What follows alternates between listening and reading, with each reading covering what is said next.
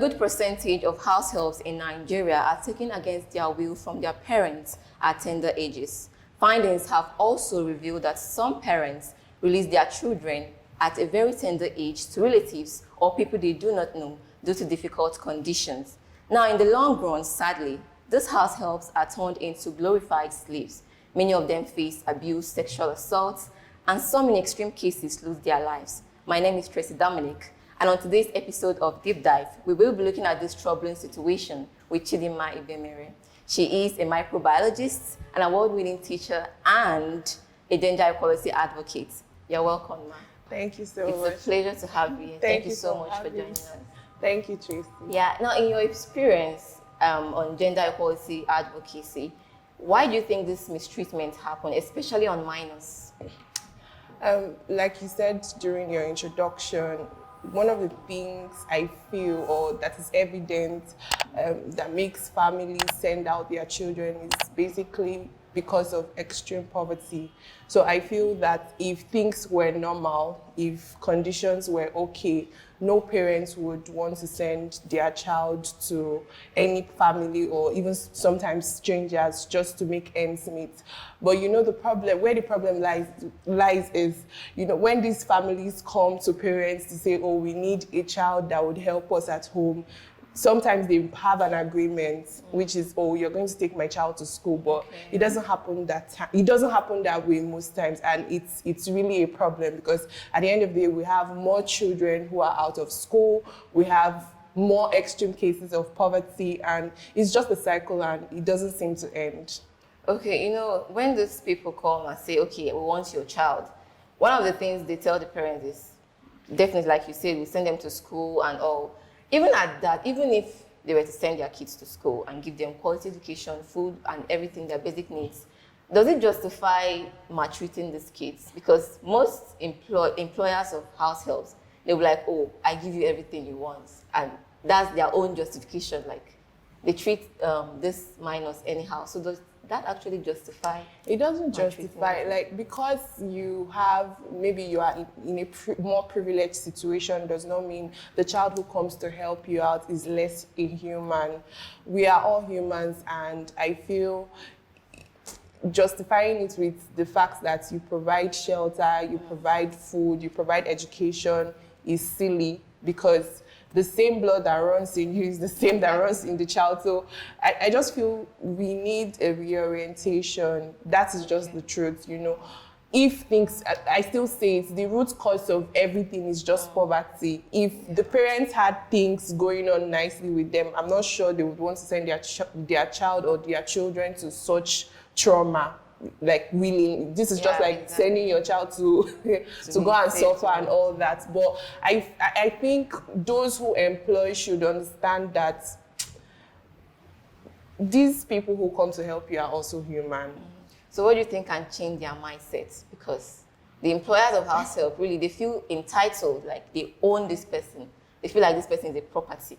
So what do you think we can do to change the mindset of these employers?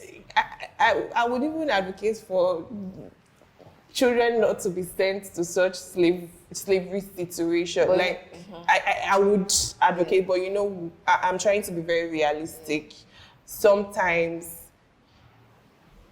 such advocacy wouldn't make sense, because these things will still happen. You know, there are families that would have issues and they would want help in one way or the other.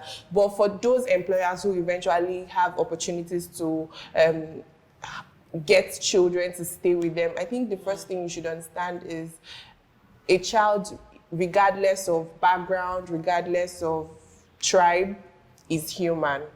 And the rights of that child you've brought to help you is the same rights your children have.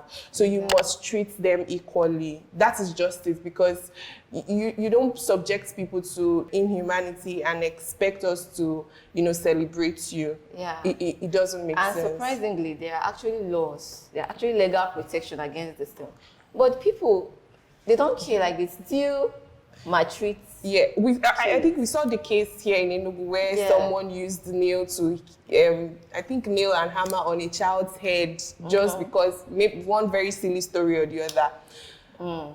I wish our systems were working, we had more functional systems where maybe child protection services, where any case that comes up like this, people justice prevails. But most times it's just the noise on social media. Oh, we've been able to get this person, but it's not followed till the very end, and that's, for me, it's a problem. And that's why most perpetrators still have the roots to flourish. So I feel if we had a more functional system where every child's right is protected, every child who is staying under anybody, like I would say like a database, or who is staying with who, are these kids, or we have welfare officers like abroad where they come around to ensure that these children have access to what they're supposed to, maybe have access to certain rights. And you don't just treat children, maybe you feel you give the child food and you feel it's a privilege. It's not a privilege, it's the right of the child. I went to a school recently here in Enugu to pay school fees for certain underprivileged children.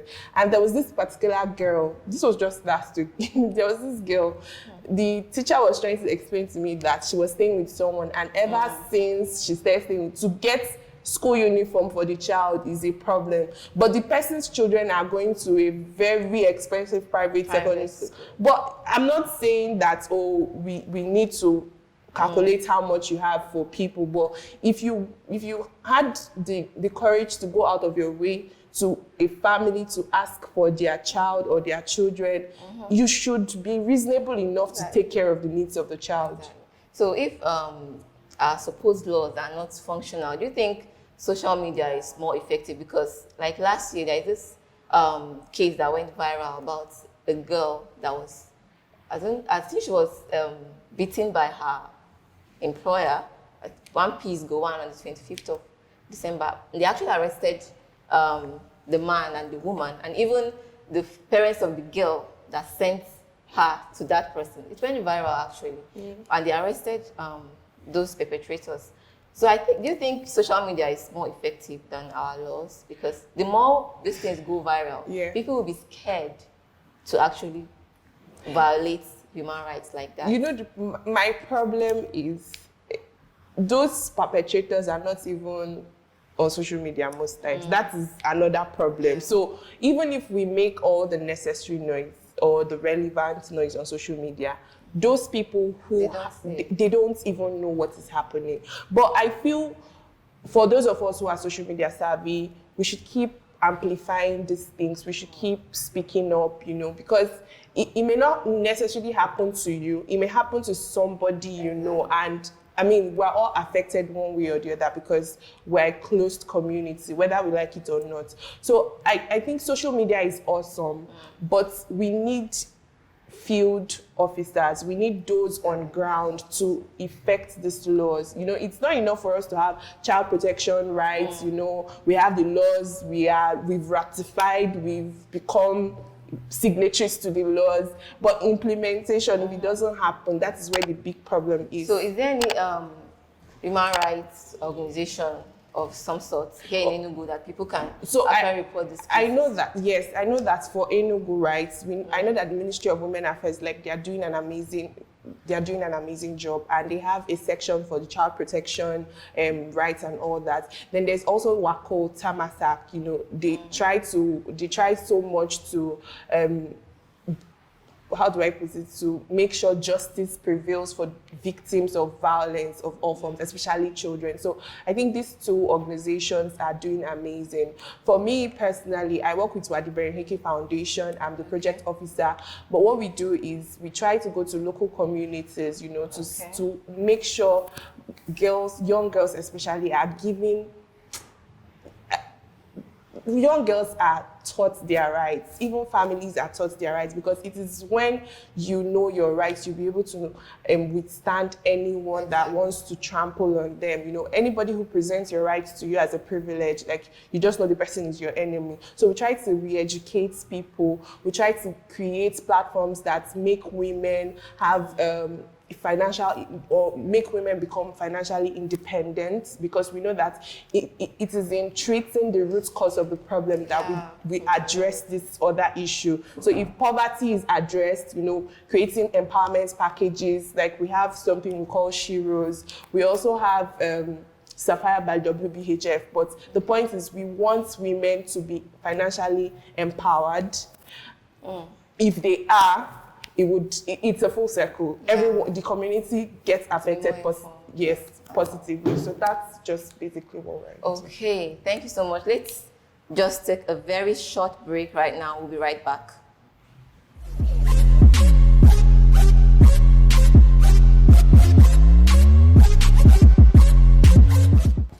All right, welcome back on today's show. This is still Deep Dive, exclusive to Eastern Reports TV. Be sure to like and follow us on all our social media handles at Eastern Reports TV on Facebook, YouTube, and Instagram.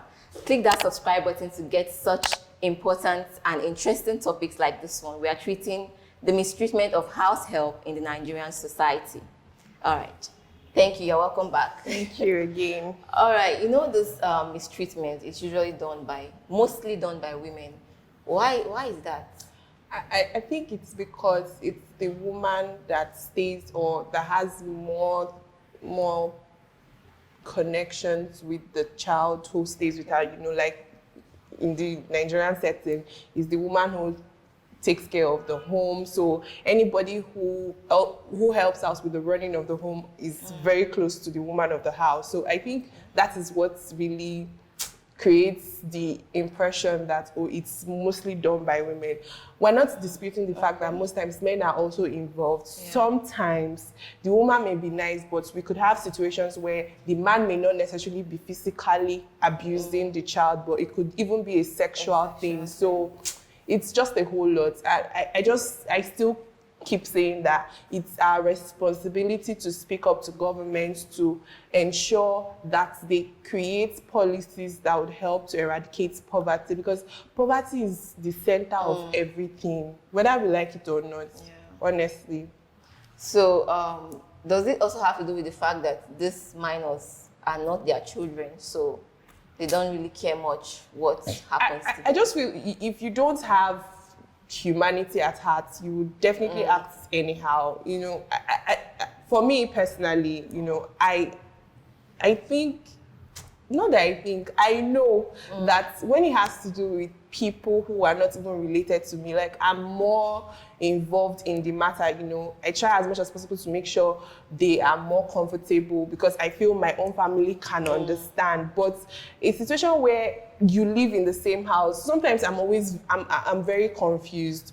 You treat your maid in a very harsh way, and then you are silly enough to trust that maid to take care of your children. Like I don't even. It's crazy. It's really absurd. You don't give that child food, you know. But when you go to work, you leave the child, your precious child, your precious jewel, with that evil person, like someone to show that you're not okay. Someone that you've maltreated. Exactly. Like, so what's the rationale behind it? It doesn't make sense. So it just shows that people need to have a better approach to life, honestly. Well, we just hope things get better, because this is actually a really disturbing issue. Like, True. A lot of cases have been swept under the rug. Like, so many cases are not reported.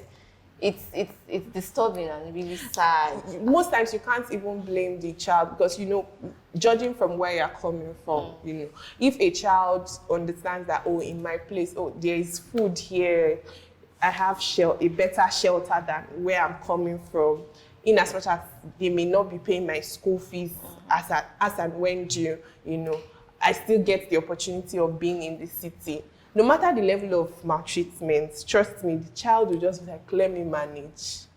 Because he or she's comparing where she's coming from with what is on ground, you know. So most times these children, they are really scared to talk, not necessarily because they don't have that option, but it's just that they just want to pull through this thing, and they have this consciousness that it's not going to last for so long. Let them just manage what they can have at the moment. So imagine a child who comes from a family of 10, and then you want to go back. The child will just be like, please, let me just manage. Please just beating. But in some cases, these minors actually take their own lives as a result of the severe hardship they go through in the hands of their supposed ogas and mothers. It's quite unfortunate. I always say this. I wish we had a system that is very functional. You know, even those who are not maltreated, there are some kinds of pressure you will feel from society, maybe bullying or something. You are even in your home, you are comfortable and you just feel that need to take your life. Think of a child who does not have any form of encouragement from any angle. So when suicide happens, sometimes you're like, will you blame the child? There is no encouragement. There is nothing to remind the child that, oh, I matter, or you belong here, or this is just a phase that you pass through. But I feel it's high time the government started taking necessary steps in enforcing, not just to implement, because we have a lot of policies, trust me, but it's just in the implementation that we have the issue. And so sometimes when they don't see these cases reported, they assume that such things are not happening, or even if they're happening maybe in specific places. So minors, they're usually scared to speak up. So if they are scared to speak up and these cases don't come to light, how can the problem be solved then? So that's why I encourage teachers. I'm a teacher at Federal Government College, so I try to read my students. So sometimes you see a student and you just know that something is off about this child. It's your responsibility to ask questions. So in schools where, especially public schools, we know that they have a large concentration of children who stay with others, It's the responsibility of the teachers who teach them to try to get to know their children, because the school may be their safe space. Yeah, exactly. And if you're not observant, you may miss out an important detail in the life of the child. So we can use our schools, we can use our churches or religious institutions. If you're not I know that majority of people in the Southeast are Christian. So in northern spaces, maybe the mosques and other religious settings or social groups, just make sure that you have a platform in your organization that really takes care or takes it as a point of duty to observe, to create spaces for children to feel at home. So I feel that is an angle we can actually look into and would be able to get more cases and look at how we would make life better for these children. Okay, I think that will be all. You've exhausted everything. Thank you so much for joining us. Thank you, Tracy, for having me. Having you. Same here. Thank you so much. All right.